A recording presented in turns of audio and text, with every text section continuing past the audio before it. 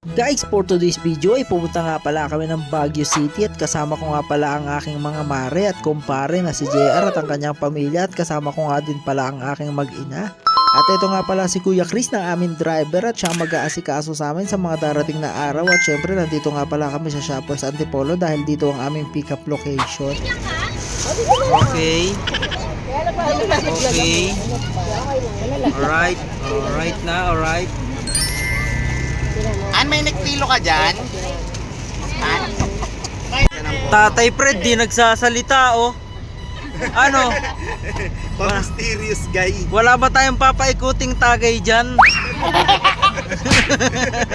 Bawan. Bawal. Kala ko ba yun ang maintenance mo? Sa bahay lang. Nasa bahay.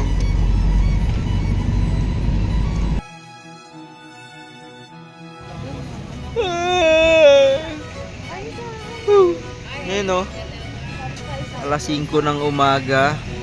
Ngayon nandito na kami sa may Lions Head, sa may Baguio. Yan, medyo madilim pa mag picture eh. Pero yun nga, balik na lang tayo. Pero napag picture na tayo.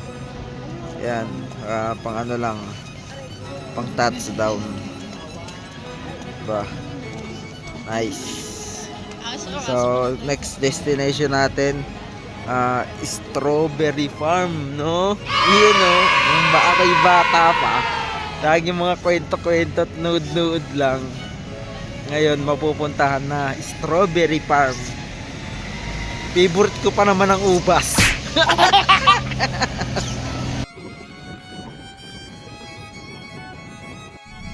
Yun no, bukas na po ang bintana oh. At dito na po tayo sa Baguio. Yan oh. Medyo madilim lang nga ani.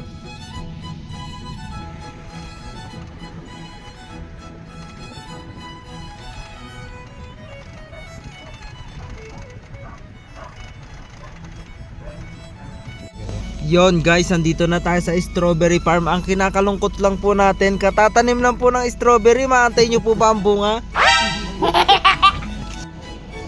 Yun o, nasa likod na natin yung strawberry malaki. Strawberry Farm na po tayo. Naantay lang natin lumiwarag ng onti. Bali dito tayo unang mag-aalmusal. Almusal natin strawberry.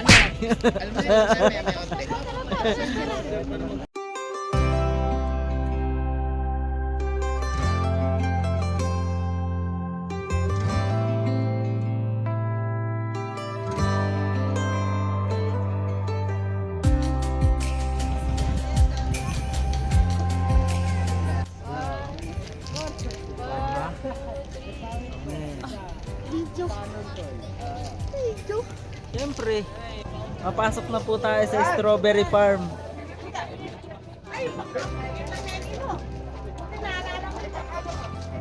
Nakukuha ba lahat? Opo. Nanay Sean. Oh, Tatay Fred. Yan oh.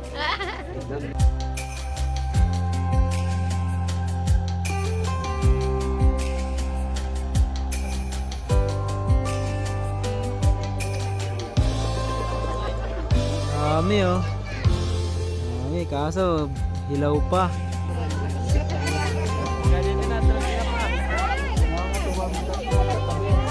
Ayan oh. Ayan oh, ang laki oh. Ang laki oh.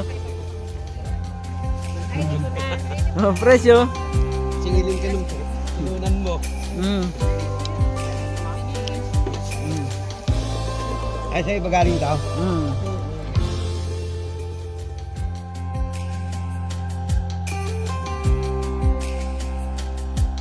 Ito talaga yung mga gusto ko eh.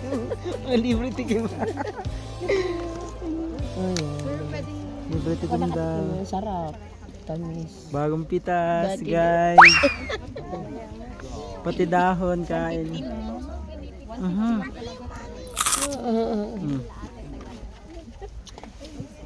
150 bagong pitas. Ang sarap nak. Kuha ka isa. Ito oh. Lasang ano? Ano? Mga pinitas nila. Ayun mga pinitas nila. Yung mga binibenta sa Divisoria, kahit na ganun ka parehas ng kulay. Sima no? Dito, It's organic. dito ano na no? Hindi, iba yung lasa dito kasi bagong pitas. Oo. Sariwa, Hindi, sariwa hinog na hinog talaga. pati. Tsaka, siguro yung mga binabiyahe papuntang Divisoria, yun yung mga hinog sa biyahe. Hindi hinog sa pilit, hinog sa biyahe. Mahilaw-hilaw nung biniyahe na hinog na nung dumating. Sarap. Na maasim, no? Bigyan ako sumikat, boss. Okay na po, wala po nakalimutan.